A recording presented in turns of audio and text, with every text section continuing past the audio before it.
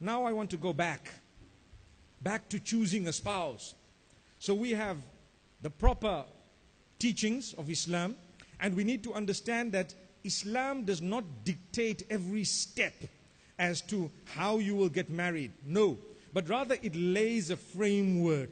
And with that framework, you are allowed within that framework to adjust things as per the changes in society and community, on condition that they don't go beyond the framework.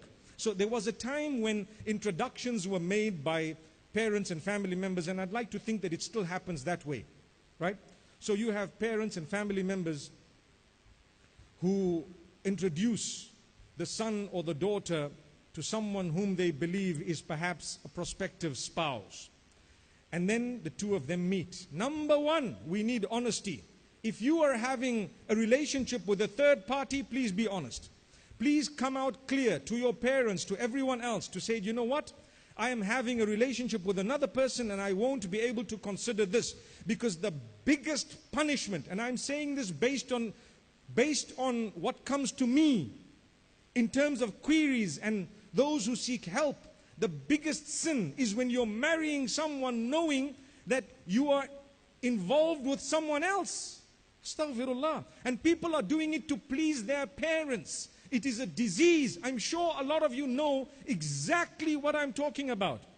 So, my beloved parents, don't push your children to the degree that you've issued a death sentence to someone else's daughter or to someone's son when your daughter or son was involved with a third party and you blocked it, squashed it, and sometimes the way you dealt with it, they didn't even have the courage or the guts to let you know that there was something else going on. How many of us have heard of those whom out on their honeymoon, they're busy texting or sexting someone else. And that's supposed to be a honeymoon. It's a reality. When we talk about marriage and relationships, in this day and age, we have to raise these issues. Because if we don't, who is going to raise them?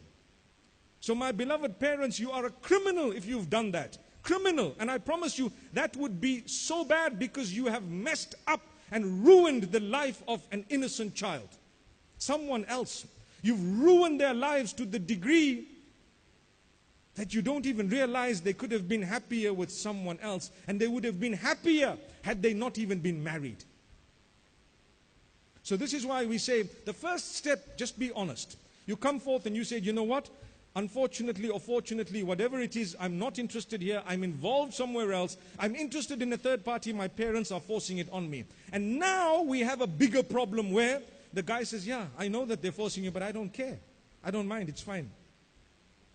What are you talking about? I've come across such cases, whether it's for immigration purposes, whatever other purpose it is. Wallahi, this is criminal behavior. This is absolutely unacceptable. It is against the basic rights of a child to choose the spouse. It's a basic right.